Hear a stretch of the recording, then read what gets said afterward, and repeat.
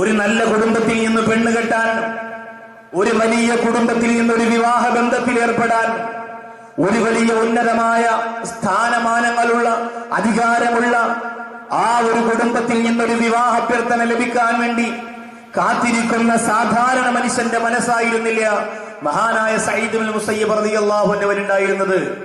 അദ്ദേഹം ആ ദൂതനോട് പറഞ്ഞു, നിന്റെ രാജാവിനോട് നീ പോയിട്ട് മറുപടി പറയുക, രാജാവിന്റെ മകനെ കണ്ടിട്ടല്ല ഞാൻ എന്റെ പ്രിയപ്പെട്ട പൊന്നുമോളെ വളർത്തിയത്, രാജകൊട്ടാരത്തിലെ റാണിയായിട്ട് വാഴ്ത്തിക്കാനല്ല ഞാൻ എന്റെ പ്രിയപ്പെട്ട പൊന്നുമോളെ ഈ പ്രായം വരെ അതപോടെ അറിവോടെ അഴകോടെ വളർത്തിക്കൊണ്ടുവന്നത്. അതുകൊണ്ട് എനിക്ക് ആ വിവാഹത്തിന് സമ്മതമല്ല, എന്റെ മകൾക്കും സമ്മതമല്ല എന്ന് രാജാവിനോട് നിങ്ങൾ പോയിട്ട് വിവരം അറിയിക്കണമെന്ന് മഹാനായ സഈദ് ഇബ്നുൽ മുസയ്യിബ് റളിയല്ലാഹു തആല അൻഹു പറഞ്ഞു വിടുമ്പോ രാജാവിന്റെ ദേഷ്യം വന്നു. തന്റെ പണ്ഡിത ധർമ്മം നിർവഹിക്കുന്നതിന് തടസ്സമായി രാജാവ് ഒരുപാട് കിംവദന്തികൾ പറഞ്ഞു വിട്ടു. സ്വാഭാവികമാണ്, നൂറ്റാണ്ടുകൾക്ക് മുമ്പ് അങ്ങനെ ഒരു സംഭവം നമ്മുടെ രാജ്യങ്ങളിലും നാട്ടുകളിലുമുണ്ട്.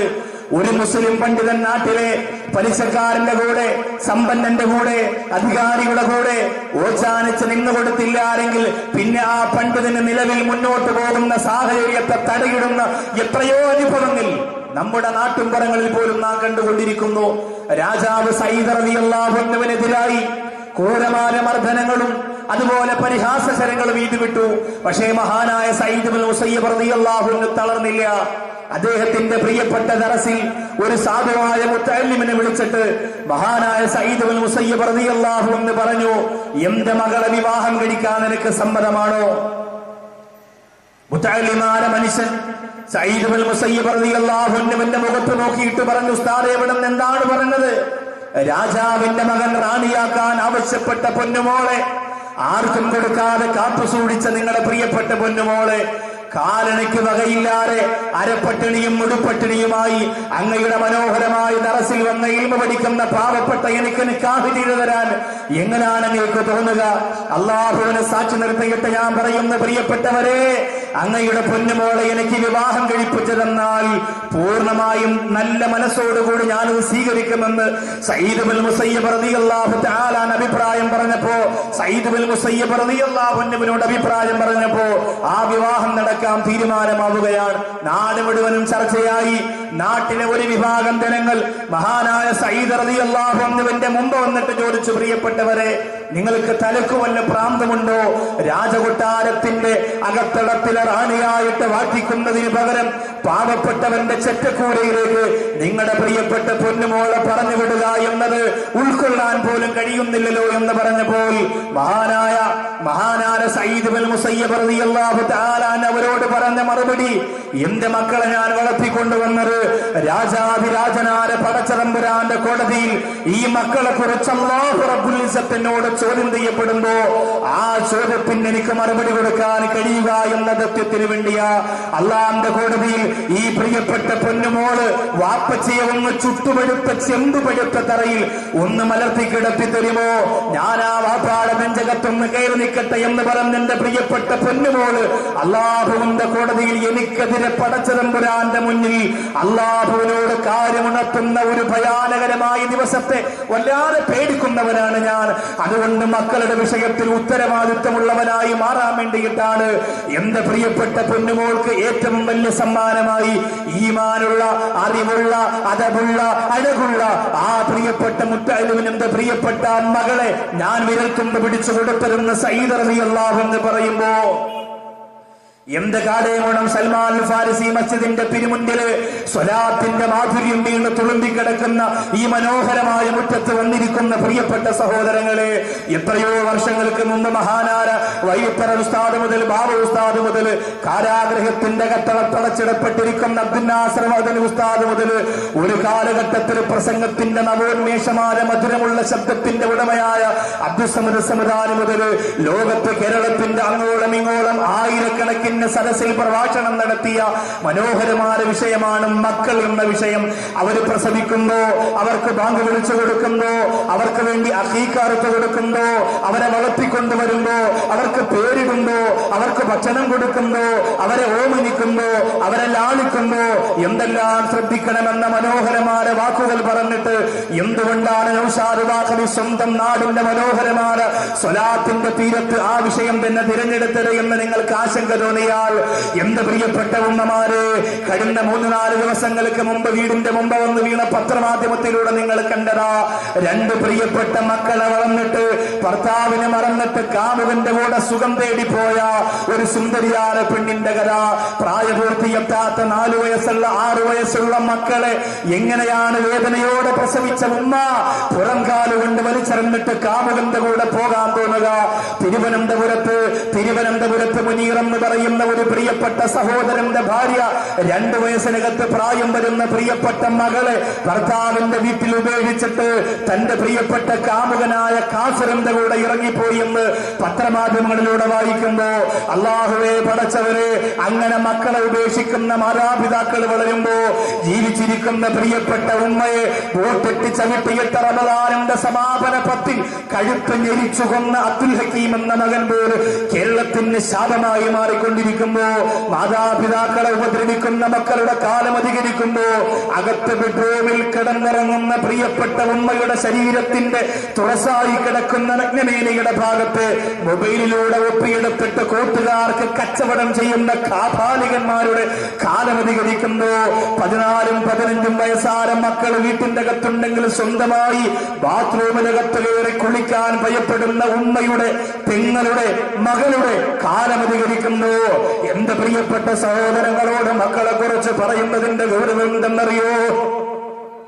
മക്കളെ നല്ലതുപോലെ വളർത്തണമെങ്കിൽ ആ മക്കളെ കുറിച്ച് അല്ലാഹുവിന്റെ കോടതിയിൽ ചോദ്യമുണ്ട് എന്ന ഗൗരവമായ ചിന്ത എന്റെയും നിങ്ങളുടെയും ഖൽബിന്റെ അകത്ത് വരണമെങ്കിൽ, എന്റെ പ്രിയപ്പെട്ട ഉമ്മത്തെ, ആ മക്കളുടെ വില നമ്മൾ തിരിച്ചറിയുക. ആ മക്കളുടെ വില നമ്മൾ തിരിച്ചറിയുക. തിരുവനന്തപുരം SITയുടെ മുന്നിൽ 40 രൂപയുടെ മരുന്ന് വാങ്ങിക്കൊടുക്കുമ്പോ നിന്റെ പ്രിയപ്പെട്ട ഭാര്യ പ്രസവിച്ചു എന്ന് മൈക്കിലൂടെ വിളിച്ചു പറയുമ്പോ തുള്ളിച്ചാടുന്ന ചെറുപ്പക്കാരാ, നിനക്ക് മക്കളുടെ വിലയറിയില്ല. 3-4 ലക്ഷം രൂപ കെട്ടിവെച്ച് ഡേഞ്ചർ കേസായ പ്രസവത്തിൽ നിന്ന് സന്തോഷത്തോടെ പ്രിയപ്പെട്ട കൈക്കുഞ്ഞിനെ കിട്ടുമ്പോ 4 ലക്ഷം രൂപ മുടക്കിയെന്ന് മക്കളുടെ പേര് പറഞ്ഞുകൊണ്ട് കണക്ക് പറയുന്ന പ്രിയപ്പെട്ട വാപ്പാ, നിനക്ക് മക്കളുടെ വിലയറിയില്ല. മരണവേദന അനുഭവിച്ചു പ്രസവിച്ച ഉമ്മ പോലും ആ പ്രിയപ്പെട്ട മക്കള് കാമുകന് വേണ്ടി, ഭൗതിക ലോകത്തെ സുഖത്തിന് വേണ്ടി, ആഡംബരത്തിന് വേണ്ടി കഴുപ്പ് ഞെരിച്ച് കൊന്നുകൊണ്ടിരിക്കുമ്പോ, എന്റെ പെങ്ങളെ, നിനക്ക് മക്കളുടെ വിലയറിയില്ല. മക്കളുടെ വിലയറിയണമെങ്കിൽ കാടേങ്കുളത്തുള്ള ഡീസന്റ് മുക്കിലുള്ള NS ബ്ലോക്കിലുള്ള മക്കളില്ലാത്തവരോട് ചോദിച്ചു നോക്കുക.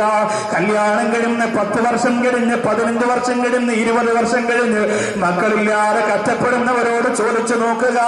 അല്ലാഹുവേ, ഒരു കുഞ്ഞവർക്ക് കിട്ടിയിരുന്നെങ്കിലും എത്ര രാത്രിയാണ് അവർ കൊതിക്കുന്നത്. റോഡിലൂടെ നടന്നു പോകുമ്പോ ചെറിയ പ്രായത്തിലുള്ള പ്രിയപ്പെട്ട കുഞ്ഞുമക്കളുടെ വിരൽത്തുമ്പ് പിടിച്ചുകൊണ്ട്, ഉമ്മാടെ വിരൽത്തുമ്പ് പിടിച്ച്, വാപ്പാന്റെ വിരൽത്തുമ്പ് പിടിച്ചവരും നടന്നു പോകുമ്പോ ആ മക്കളെ കാണുമ്പോ മക്കള് കൊടുക്കാത്ത, മക്കളെന്ന സൗഭാഗ്യത്തിൽ നിന്ന് അല്ലാഹു റബ്ബുൽ ഇസ്സത്ത് മാറ്റി നിർത്തിയ പ്രിയപ്പെട്ട സഹോദരങ്ങളെ പൊട്ടിക്കരയുകയാണ്. രാത്രിയാകുമ്പോ പ്രിയപ്പെട്ട ഭാര്യ ഭർത്താവിനോട് സങ്കടത്തോടെ പറയുകയാണ്, അല്ലാഹു നമുക്കൊരു കുഞ്ഞിനെ തന്നില്ലല്ലോ, അല്ലാഹു നമുക്കൊരു കുഞ്ഞിനെ തന്നില്ലല്ലോ. അല്ലാഹു തന്ന മക്കളുടെ വിലയറിയണമെങ്കിൽ മക്കളില്ലാത്തവരോട് പോയി ചോദിക്കുക. 10, 20, 30 വർഷമായി പടച്ചതമ്പുരാ വിവാഹം കഴിഞ്ഞിട്ട് മക്കളെ കൊടുക്കാറ് സങ്കടക്കടലിൽ കിടന്ന് കൈകാലിട്ടടിക്കുന്നവരോട് മക്കളുടെ സങ്കടത്തെ കുറിച്ച് ചോദിക്കുക. അല്ലാഹുവിന്റെ ഖുർആൻ നിനക്ക് പറഞ്ഞു തരുന്നുണ്ട് ആ സങ്കടത്തിന്റെ കഥ. ആരോടും നിങ്ങൾ ചോദിക്കണ്ട. കടേഗുണം സൽമാൻ ഫാരിസി മസ്ജിദിന്റെ അകത്ത് അടുക്കി വെച്ചിരിക്കുന്ന ഖുർആൻ, ആ ഖുർആനിനകത്ത് മഹാനായ സക്കരിയ നബി അലൈഹിസ്സലാമിന്റെ സങ്കടം അല്ലാഹു വ്യക്തമായി പരിചയപ്പെടുത്തുകയാ. പ്രായാധിക്യത്തിന്റെ പടികുടി വീണിട്ട് സക്കരിയ നബി അലൈഹിസ്സലാത്തു വസ്സലാമിന് അല്ലാഹു മക്കളെ കൊടുത്തില്ലായിരുന്നു. ഒരുപാട് പൊട്ടിക്കരഞ്ഞു സക്കരിയ നബി അലൈഹിസ്സലാം. അല്ലാഹുവിന്റെ ഖുർആൻ തന്നെ പറയട്ടെ, ഇദ്നാദാ റബ്ബഹു നിദാഅൻ ഖഫിയ്യാ. സക്കരിയാ നബി അലൈഹിസ്സലാം കരയാപ്പരാത്രികളില്ല. ഒരു കുഞ്ഞ് വേണം പടച്ചവനെ, ഒരു കുഞ്ഞിനെ വേണം തമ്പുരാനെ. അള്ളാഹുവിനോട് യാചിക്കാറ് വിവാഹം കഴിഞ്ഞ സൗഭാഗ്യത്തിന്റെ മക്കളെ തന്ന പ്രിയപ്പെട്ട മാതാപിതാക്കളെ, അള്ളാഹുവിനോട് ഉത്തരവാദിത്വമുള്ള മക്കളുടെ മാതാപിതാക്കളാകാ. എന്റെ കാടേവടത്ത് വന്ന പ്രിയപ്പെട്ട ഉമ്മ മനസ്സുവെക്കുക. ഖുർആൻ പറയുന്നു, അല്ലാഹുവിനോട് രാത്രിയിൽ പൊട്ടിക്കരന്നുകൊണ്ട് സക്കരിയാ നബി അലൈഹിസ്സലാം പറഞ്ഞു, റബ്ബി ഇന്നി വഹനൽ അമു മിന്നി വസഅല റഅസു ശൈബാ. പടച്ചവനെ, എന്റെ തലമുടി നരച്ചിരിക്കുന്നു അല്ലാ, എന്റെ എല്ലിന് ബലക്കുറവ് വന്നിരിക്കുന്നു അല്ലാ, എന്റെ കണ്ണ് കുഴിയിൽ വീണിരിക്കുന്നു അല്ലാ, എന്റെ ആരോഗ്യം ക്ഷയിച്ചു പോയിരിക്കുന്നു അല്ലാ. വലമ്മകും ബിദുആ റബ്ബി ശഖിയാ. സക്കരിയാ നബി തളരുന്നില്ല. പ്രായാധിക്യത്തിന്റെ അലോസരങ്ങള് സക്കരിയാ നബി അലൈഹിസ്സലാത്തു വസ്സലാമിനെ പിടിച്ചു കുലുക്കുമ്പോൾ ആ സക്കരിയാ നബി അല്ലാഹുവിനോട് പറയുന്ന, റബ്ബേ, ഞാൻ നിരാശപ്പെട്ടിട്ടില്ല, നീ കഴിവുള്ളവനാണല്ലോ. ഒരു മന്ത്രവാദിക്കും കഴിയാത്ത, ഒരു ഡോക്ടർക്കും കഴിയാത്ത, ഒരു ശാസ്ത്രലോകത്തിനും കഴിയാത്ത അത്യത്ഭുതങ്ങളുടെ കലവറയുടെ കാത്തു താക്കോ സൂക്ഷിപ്പുകാരനാണ് പടച്ചവനെ. എനിക്കൊരു കുഞ്ഞിനെ തരണേ അല്ലോ. സക്കരിയാ നബി പടച്ചവനോട് പറയുന്നു, വഇന്നീ ഖിഫ്തുൽ മവാലിയ മിൻ വറായി വകാനത് ഇംറഅതി അഖിറാ. എന്റെ ഭാര്യയാണെങ്കിലോ കിളവിയായി പോയി, ഇനി പ്രസവിക്കാൻ കഴിയാത്ത പ്രായം എന്റെ ഭാര്യയ്ക്ക് വന്നുപോയി. എനിക്ക് പേടിയുണ്ട് പടച്ചവനെ, എനിക്കൊരു പിൻഗാമി ഇല്ലാതായി പോകുമോ? അതൊരു തീരാ നഷ്ടമല്ലേ? അതൊരു തീരാ നഷ്ടമല്ലേ? ഇപ്പൊ എന്നെ കാണുമ്പോ യവൻ അസ്നാൽ സാഹിബിന്റെ മകനാണ് എന്ന് പറയുമ്പോ എന്റെ വാപ്പാക്കൊരു പിൻഗാമി, നമുക്കൊരു പിൻഗാമി വേണ്ടേ? യവൻ നൗഷാദിന്റെ മകനാണ്, ഇല്ലെങ്കിൽ കലാമിന്റെ മകനാണ്, ഇല്ലെങ്കിൽ റഷീദിന്റെ മകനാണ് എന്ന് പറയുമ്പോ വാപ്പക്കൊരു പിൻഗാമി, അതൊരു വലിയ മുതൽക്കൂട്ടാണ്. സക്കരിയാ നബി അലൈഹിസ്സലാത്തു വസ്സലാം പറഞ്ഞു, പടച്ചവനെ, എനിക്ക് പേടിയുണ്ട് അല്ലാ, എനിക്ക് പേടിയുണ്ട്, ഒരു പിൻഗാമി എനിക്ക് ഇല്ലാതെ പോകുമോ എന്ന ഒരു ഭയം എനിക്കുണ്ട് എന്ന് സക്കരിയാ നബി അള്ളാഹുവിനോട് പറഞ്ഞു. എന്നിട്ട് പറഞ്ഞു, വഹബിലി മില്ലദുങ്ക വലിയാ. സമ്മാനമായിട്ട് എനിക്കൊരാളെ തരണം തമ്പുരാനെ, സമ്മാനമായിട്ടൊരു കുഞ്ഞിനെ എനിക്ക് തരണം റഹ്മാനേ. സക്കരിയാ നബിയുടെ ദുആ സ്വീകരിച്ചുകൊണ്ട് അല്ലാഹു ഒരു കുഞ്ഞിനെ കൊടുത്തു. പ്രായം പ്രശ്നമല്ല, പടച്ചവന് പ്രായം പ്രശ്നമല്ല, രോഗം പ്രശ്നമല്ല, തടസ്സം പ്രശ്നമല്ല, പ്രതിസന്ധികളൊന്നും പ്രശ്നമല്ല. അപ്പൊ ചില ആളുകൾക്ക് ഈ കഷ്ടപ്പാടില്ലാതെ തന്നെ കുഞ്ഞിനെ കൊടുക്കും. ചില ആളുകൾക്ക് വേഗം കുഞ്ഞിനെ കിട്ടിയാൽ പിന്നെ നാണക്കേടാണ്. കല്യാണം കഴിഞ്ഞ് ഭർത്താവ് 1 മാസം കഴിഞ്ഞ് ഗൾഫിലേക്ക് പോയി, നാട്ടിലേക്ക് ഭർത്താവ് വിളിക്കുമ്പോ ഭാര്യ പറയും, ഇക്കാ ആകെ നാണക്കേടായല്ലോ, സംഭവം കയറി പിടിച്ചിരിക്കുകയാണ്, ആകെ പ്രശ്നമാണ്, ഗർഭിണിയായെന്ന് തോന്നുകയാണ്, മനസ്സിന് വല്ലാത്ത ടെൻഷനാണ് ഇക്ക, നാണക്കേടായല്ലോ. അപ്പൊ അവൻ പറയും,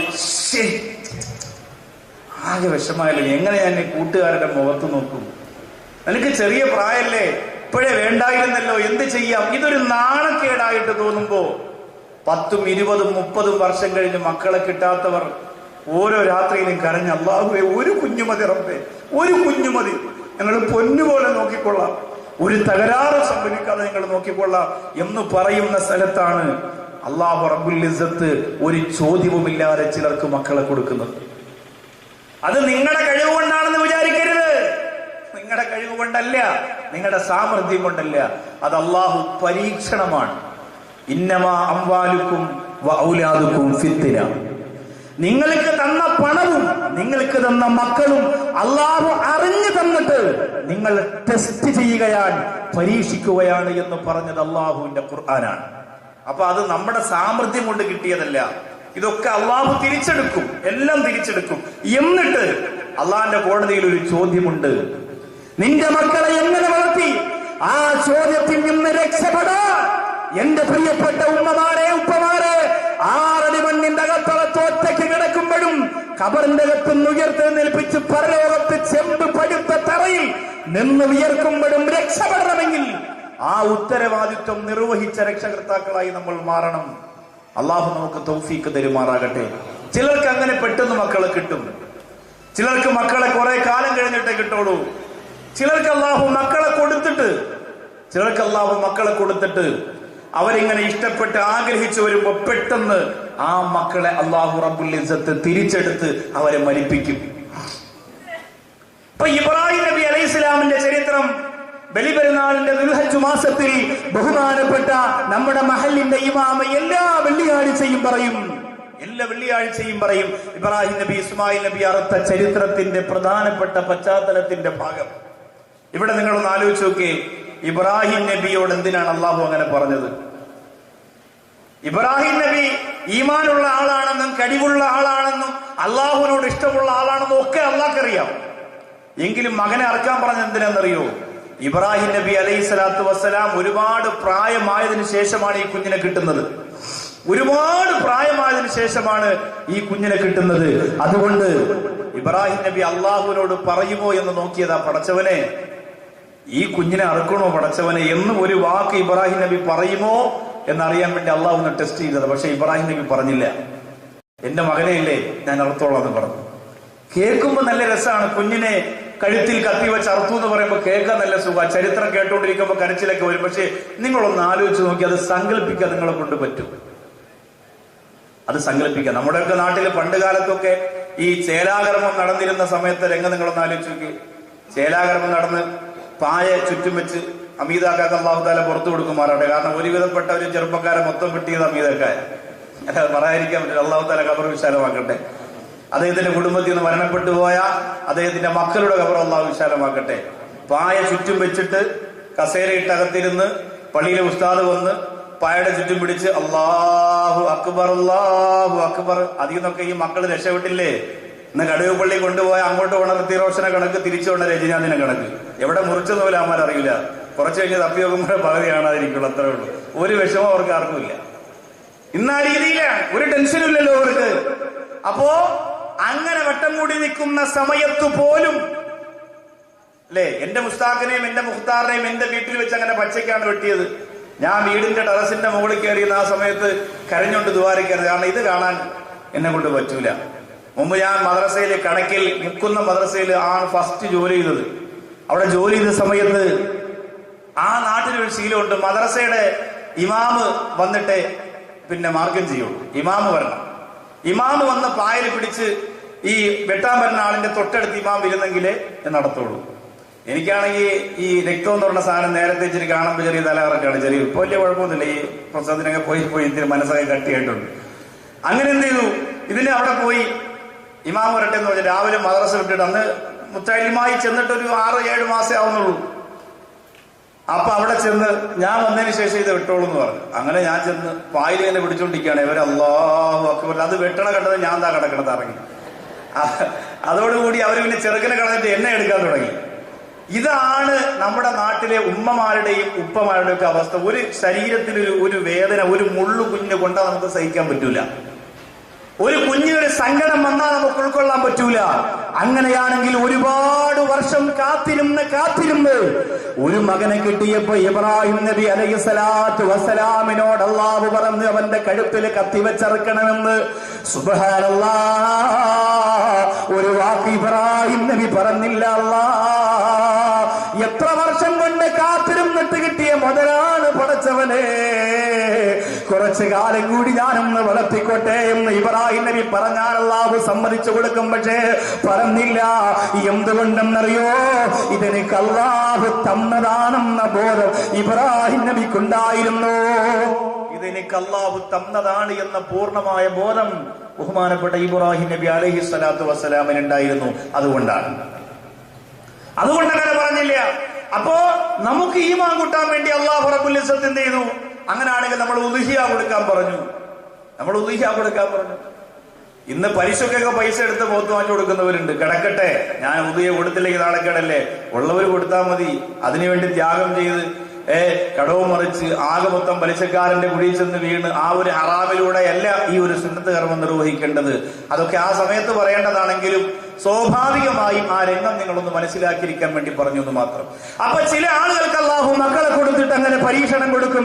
ചില ആളുകളുടെ മക്കളെ അള്ളാഹു റബ്ബുൽ ഇസ്സത്ത് പെട്ടെന്ന് മരിപ്പിക്കും.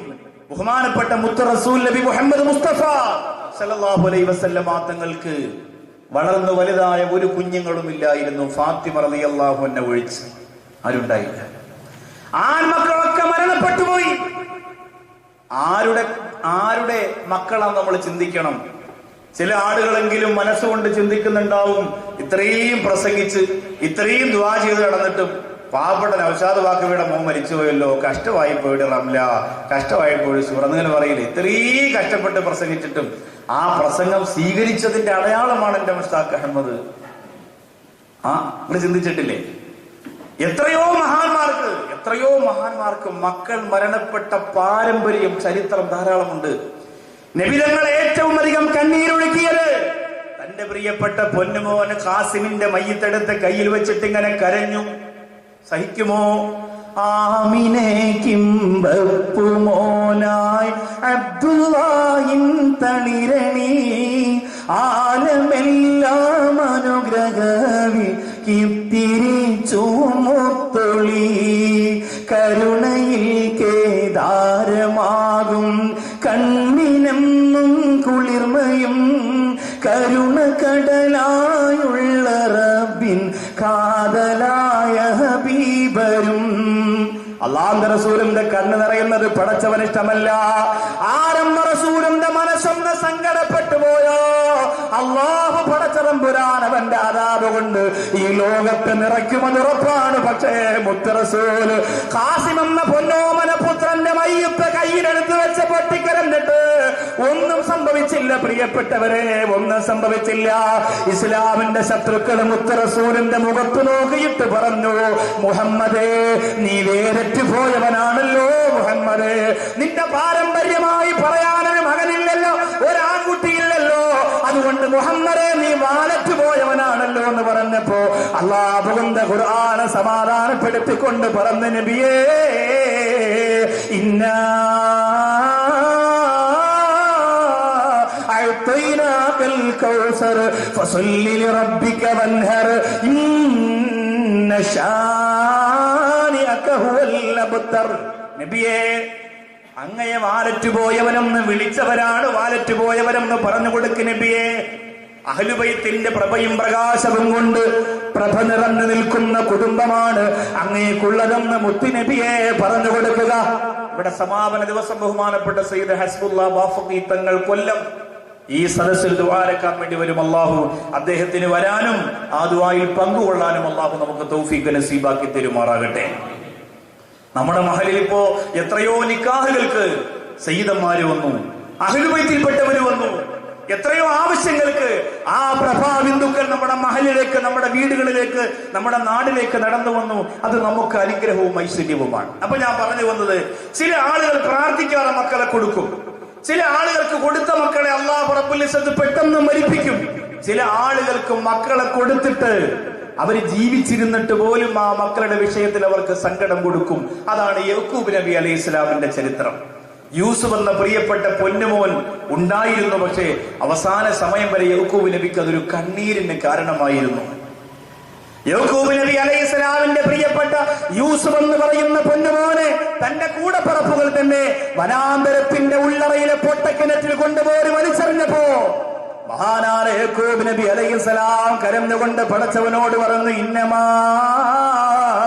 അശ്കൂ വബസീ ഹുസ്നി ഇലല്ലാഹ്. പടച്ചവനെ, എന്റെ സങ്കടവും എന്റെ നൊമ്പരവും ഞാൻ നിന്റെ അടുത്ത് മാത്രമാണ് പറയുന്നത്, വേറെ ആരോടും എനിക്ക് പറയാനില്ല. യൂസുഫ് നബി അലൈഹി സ്വലാത്തു വസ്സലാം നഷ്ടപ്പെട്ടു പോയ സങ്കടത്തിന്റെ കഥ അള്ളാഹുവിന്റെ ഖുർആൻ പറയുന്നുണ്ട്. അതുപോലെ ഉമ്മയുടെ സ്നേഹം, പ്രസവിച്ച ഉടനെ ആ ഉമ്മക്ക് സ്നേഹം കൊടുക്കാൻ കഴിയാതെ ഒരു പ്രിയപ്പെട്ട പൊന്നുമോനെ പുഴയിൽ ഒഴുക്കിയിട്ടുണ്ട്. അറിയോ മക്കളെ? ഏത് പ്രവാചകനെയാണ് പെട്ടിക്കകത്തടച്ച് പുഴയിൽ ഒഴുക്കിയത്? അറിയോ? അറിയോ? മൂസാ നബി അലൈഹിസ്സലാം. കുഞ്ഞുമക്കളൊക്കെ പഠിക്കണം, പറയണം, സാർക്ക് പോണം. മൂസാ നബി അലൈഹി സ്വലാത്തു വസ്സലാം എന്ന പ്രിയപ്പെട്ട കുഞ്ഞുമോനെ പെട്ടിക്കകത്തടച്ച് ആ പെട്ടി നെയിൽ നദിയിലൂടെ ഒഴുക്കി വിട്ടു. കുഞ്ഞുനാള് മുതൽ നമ്മുടെ പ്രിയപ്പെട്ട കുഞ്ഞുമക്കളൊക്കെ മദ്രസയിൽ പാടിയത് കേട്ടിട്ടുണ്ട്. ഓളങ്ങൾ താലോലിച്ച് ഒഴുകി വരുന്നൊരു പെട്ടിയുമെന്ന് ഓമൽ പൂ ആസിയ ബീവി കണ്ടു തുറക്കുന്നേ. മൂസാ നബി അലൈഹി സ്വലാത്തു വസ്സലാമിന്റെ പ്രിയപ്പെട്ട കുഞ്ഞു ശരീരത്തെ പെട്ടിക്കകത്തടച്ചിട്ട് അല്ലാഹുവേ പടച്ചവനെ നെയിൽ നദിയിലൂടെ ഒഴുകി വിടുമ്പോ ആ പ്രിയപ്പെട്ട ഉമ്മാടെ മനസ്സിന്റെ നൊമ്പരം എത്രയാ, ആ പ്രിയപ്പെട്ട ഉമ്മാടെ മനസ്സിന്റെ സങ്കടം എത്രയാ. എന്തിനാണ് ഞാനിതൊക്കെ പറഞ്ഞതെന്നറിയോ? എന്റെ പ്രിയപ്പെട്ടവരെ, നമ്മൾ നമ്മുടെ മക്കളുടെ വിലയറിയുക. കടേഗുണത്ത് വന്ന് പ്രിയപ്പെട്ട കുഞ്ഞുമക്കളെ മടിയിൽ വെച്ചുകൊണ്ട് പ്രസംഗം കേൾക്കുന്ന ഉമ്മ, നിന്റെ മക്കളെ അല്ലാഹു തന്ന സൗഭാഗ്യത്തിന്റെ വില എത്രയെന്നറിയോ? ആ സൗഭാഗ്യത്തിന്റെ ഗുണം എത്രയെന്നറിയോ? എന്റെ വീട്ടിലേക്ക് എന്റെ മുസ്താഖ് അഹമ്മദ് മരണപ്പെട്ടു പോയപ്പോ എന്നെ ആശ്വസിപ്പിക്കാൻ വേണ്ടി ഒരു പ്രിയപ്പെട്ട കുടുംബം കടന്നു വന്നത് ഞാൻ ഓർത്തു പോവുകയാണ്. ഞാൻ ഇരിക്കുന്ന റൂമിന്റെ അകത്ത് കടന്നു വന്ന പ്രിയപ്പെട്ട പിതാവ് അല്ലാഹുവേ സംസാരിച്ചു കൊണ്ടിരിക്കുന്നു. 2 മിനിറ്റ് കഴിയുമ്പോ കൈ കൊണ്ടിങ്ങനെ വിറയ്ക്കുകയാ. 2 മിനിറ്റ് ആകുമ്പോ ഇങ്ങനെ വിറയ്ക്കും. ഉസ്താദേ, അല്ലാഹു നിങ്ങൾക്ക് ക്ഷമ തരട്ടെ എന്ന് പറഞ്ഞ് ഇങ്ങനെ വിറയ്ക്കും. എന്തേ കാരണമെന്ന് ചോദിച്ചപ്പോ 27 വർഷങ്ങൾക്ക് മുമ്പ് അദ്ദേഹം വിദേശ രാജ്യത്ത് കിടന്ന് കെട്ടപ്പെടുമ്പോ അദ്ദേഹത്തിന്റെ പ്രിയപ്പെട്ട പൊന്നുമോൾ റോഡ് മുറിച്ച് കിടക്കുമ്പോ വാഹനം ഇടിച്ചു തെറിപ്പിച്ച് ചതഞ്ഞെറിഞ്ഞ് പോയിട്ട് ആ നാട്ടിൽ നിന്ന് ഫോൺ വിളിച്ചു പറഞ്ഞപ്പെടുന്ന ഞെട്ടിയതാ. നമ്മള് കാത്തിരുന്ന് കിട്ടിയ പൊന്നുമോൻ മരിച്ചുപോയി അപകടത്തിലെന്ന് വിളിച്ചു പറഞ്ഞപ്പോ ഒന്ന് ഞെട്ടിപ്പോയതാണ്. ആ ഒരു ഞെട്ടല് 27 വർഷം കഴിഞ്ഞിട്ട് പോലും ആ സഹോദരന്റെ ജീവിതത്തിൽ നിന്ന് മാഞ്ഞുപോയിട്ടില്ല. 27 വർഷം കഴിഞ്ഞ് ഇന്നും ആ പ്രിയപ്പെട്ട സഹോദരൻ സംസാരിച്ചു കൊണ്ടിരിക്കുന്നതിനിടയിൽ ഒന്ന് ഞെട്ടുകയാണ്. എന്തിനാണ് ഞെട്ടുന്നതെന്നറിയോ? ആ കുഞ്ഞിനോടുള്ള ആണിക്കല്ലിൽ അടിച്ചതറപ്പിച്ച മനുഷ്യന്റെ സ്നേഹമുണ്ടല്ലോ, ആ സ്നേഹമൊന്ന് മനസ്സിനെ വല്ലാതെ വേദനിപ്പിച്ചപ്പോ മനസ്സ് പൊട്ടിപ്പോയതാണ്. പ്രിയമുള്ളവരെ, അല്ലാഹുവേ ഞങ്ങളുടെ മക്കള് നാളെ ഞങ്ങൾക്കെതിരാവല്ല റബ്ബേ, ഞങ്ങളുടെ മക്കള് നാളെ ഞങ്ങൾക്കെതിരാവല്ല റബ്ബേ. എന്ത് ബോധത്തിലാണ് പ്രിയപ്പെട്ടവരെ നമ്മുടെ മക്കളെ നമ്മൾ വളർത്തിക്കൊണ്ടുവരുന്നത്? ഒരു ഫാത്തിഹ നിനക്ക് കിട്ടുവോ? ഒരു സിയാറത്ത് നിനക്ക് കിട്ടുവോ? ഒരു ദുആ നിനക്ക് കിട്ടുവോ? ഒരു സ്വതക്ക നിനക്ക് കിട്ടുവോ? എത്ര ഉറപ്പുണ്ട് മുസ്ലിം പെങ്ങളെ, നിന്റെ പ്രിയപ്പെട്ട മക്കള് ആരോരുമില്ലാതെ കുറ്റാൻകുറ്റിരിക്കുന്ന കബറിന്റെ അകത്ത് നിന്റെ മയ്യത്ത് കൊണ്ട് കിടത്തുമ്പോ ഈ പ്രിയപ്പെട്ട മക്കള് വന്നിട്ട് നിന്നോട് ദുആ ചെയ്യുമെന്ന്, നിനക്ക് വേണ്ടി ദുആ ചെയ്യുമെന്ന്, നിനക്ക് വേണ്ടി പുറക്കലിനെ തേടുമെന്ന് ഉറപ്പുണ്ടോ പെങ്ങളെ? വമൽ മാലു വൽ അഹ്ലൂന ഇല്ലാ വദായിഉ വലാ ബുദ്ദ യൗമൻ അൻ തുറദ്ദുൽ മവാദിഉ. അല്ലാഹു തന്ന സമ്പത്തും വീടും മക്കളും കുടുംബവും വാഹനവും എല്ലാം വെടിഞ്ഞിട്ട് ഒരു ദിവസം നീ പടച്ചവന്റെ മുമ്പിലേക്ക് പോകണമല്ലോ. അന്ന് പോകാനിറങ്ങുമ്പോ എന്റെ ഉമ്മച്ചിക്ക് വേണ്ടി ഖത്തമോതുന്ന മക്കളുണ്ടോ? വാപ്പച്ചിക്ക് വേണ്ടി ഖുർആനോതുന്ന മക്കളുണ്ടോ? ചിന്തിക്കണം പ്രിയപ്പെട്ടവരെ. 13 വയസ്സുള്ള പൊന്നുമോനെയാണ് ഈ അടുത്തൊരു പോലീസ് സ്റ്റേഷനിൽ കൊണ്ടുവന്നിട്ട് പോലീസ് ഉമ്മയെ വിളിപ്പിച്ചത്. 13 വയസ്സേ ഉള്ളൂ. ബുള്ളറ്റ് ഓടിച്ച് റോഡിലൂടെ പോയി പോലീസ് കൈ കാണിച്ച് നിർത്തി. ഹെൽമറ്റ് ഇല്ല, ലൈസൻസ് ഇല്ല, ഒന്നുമില്ല. നമ്മൾ പോലീസുകാരെ വെറുതെ കുറ്റപ്പെടുത്തിയിട്ട് കാര്യമില്ല. നമ്മുടെ യുവാക്കളുടെ വാഹനം ഓടിപ്പ് അങ്ങനെയാണ്. നമ്മുടെ യുവ സുഹൃത്തുക്കളുടെ ബൈക്കിൽ നിന്നുള്ള യാത്ര എങ്ങനെയാണ്? ആർക്ക് സങ്കടം തോന്നരുത്. നമ്മൾ പോലീസുകാരെ കുറ്റപ്പെടുത്തിയിട്ടൊന്നും കാര്യമില്ല. അവരവരുടെ നിയമം നമ്മുടെ നാടിന്റെ നന്മയ്ക്ക് വേണ്ടി, നമ്മുടെ ജീവന്റെ സുരക്ഷിതത്തിന് വേണ്ടിയാണ് അവരതൊക്കെ ചെയ്യുക. നിങ്ങൾ പറയും അള്ള വിചാരിക്കും വലിയ മരിക്കോട് ഉസ്താദെ എന്ന് പറഞ്ഞിട്ട് ഓരോ പറ്റി നിൽക്കാൻ പറ്റുമോ? തവള ഇരിക്കണ പോലെ നമുക്കങ്ങനെ ചെയ്യാൻ പറ്റൂലല്ലോ. അപ്പോ 13 വയസ്സുള്ള മകനെ പോലീസ് സ്റ്റേഷനിലേക്ക് കൊണ്ടുപോയിട്ട് പറഞ്ഞു, നിന്റെ വാപ്പ വന്നിട്ടേ വിടുള്ളൂ എന്ന് പറഞ്ഞു. അവൻ പറഞ്ഞു വാപ്പയല്ല. പിന്നെ സാറ് ചോദിച്ചു ഡാഡിയാണോ? ഡാഡിയല്ല, പിന്നെ പപ്പ. ഇപ്പൊ പുതിയതാണ്. ഇപ്പോ ഡാഡിയൊക്കെ പോയി, ഇപ്പൊ പപ്പയാണ്. അപ്പൊ പറഞ്ഞു എന്നാ പപ്പ വന്നിട്ട് നിന്നെ വിടുള്ളൂ. പപ്പ ഗൾഫിലാണ്. അപ്പൊ ചോദിച്ചു ഉമ്മയോ? ഉമ്മയല്ല, മമ്മ. മമ്മ വെളിയിൽ അങ്ങനെ ഇറങ്ങി ഒരുപാട് അങ്ങനെ യാത്ര ചെയ്യുന്ന കൂട്ടത്തിലല്ല. പോലീസ് പറഞ്ഞു അങ്ങനെ യാത്ര ചെയ്തെങ്കിൽ മാത്രമേ ഇന്ന് തന്നെ വിടുള്ളൂ, അല്ലെങ്കിൽ ഇവിടെ ഇരിക്കും. അങ്ങനെ മമ്മ വന്നു. മമ്മ വന്നപ്പോ ചോദിച്ചു, 13 വയസ്സുള്ള മോൻ എന്തിനാണ് ബുള്ളറ്റ് കൊടുത്തത്? അത് ഹസ്സിന്റെ ബുള്ളറ്റാണ്, അവൻ ചാവി എങ്ങനെ എന്റെ എടുത്തോണ്ട് പോകുന്നതാ, ഞാൻ പറഞ്ഞ കേൾക്കത്തില്ല.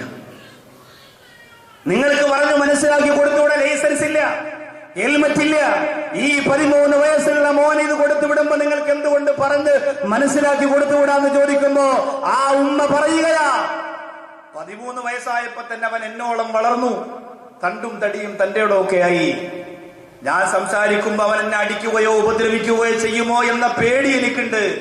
അതുകൊണ്ടാണ് ആ വിഷയം ഞാൻ വലിയ ഗൗരവത്തിൽ അവനോട് സംസാരിക്കാത്തത്. എനിക്കവനെ പേടിയാണ്. 13 വയസ്സേ ഉള്ളൂ പ്രിയപ്പെട്ടവരെ, 13 വയസ്സേ ഉള്ളൂ. 17 വയസ്സുള്ള ഒരു പ്രിയപ്പെട്ട സഹോദരനാണ്, 17 വയസ്സുള്ള ഒരു മകനാണ് കൊറക്കടയിൽ ഈ അടുത്ത് ആത്മഹത്യ ചെയ്തത്. 17 വയസ്സേ ഉള്ളൂ. സ്കൂളിൽ കൊണ്ടുവരുന്ന കഞ്ചാവ് ഉപയോഗിക്കുമായിരുന്നു അത്രേ. സ്കൂളില് ബിസ്ക്കറ്റും വെള്ളവും പാലും കഞ്ഞിയും പയറുമായി ജീവിച്ചിരുന്ന നമ്മുടെ സ്കൂളിൽ കഞ്ചാവ് വിതരണം. എന്റെ മുമ്പിൽ ഇരിക്കുന്ന പ്രിയപ്പെട്ട വാപ്പമാരുടെ മക്കൾ ഒരു 10 വർഷം കൂടി കഴിയുമ്പോ കഞ്ചാവ് ഉപയോഗിക്കാത്ത മക്കളായി ആരുമില്ലാത്ത അവസ്ഥയിലേക്ക് നമ്മുടെ നാട് മാറും. അല്ലാഹു റബ്ബുൽ ഇസ്സത്ത് കാത്തിരക്ഷിക്കട്ടെ. എന്റെ വീട്ടിൽ വന്നൊരു പ്രിയ സഹോദരൻ പറഞ്ഞതാ, അയാൾ 4 മാസം തുടർച്ചയായി കഞ്ചാവ് ഉപയോഗിച്ചവനാണ്. 4 മാസം തുടർച്ചയായി കഞ്ചാവ് ഉപയോഗിച്ചു.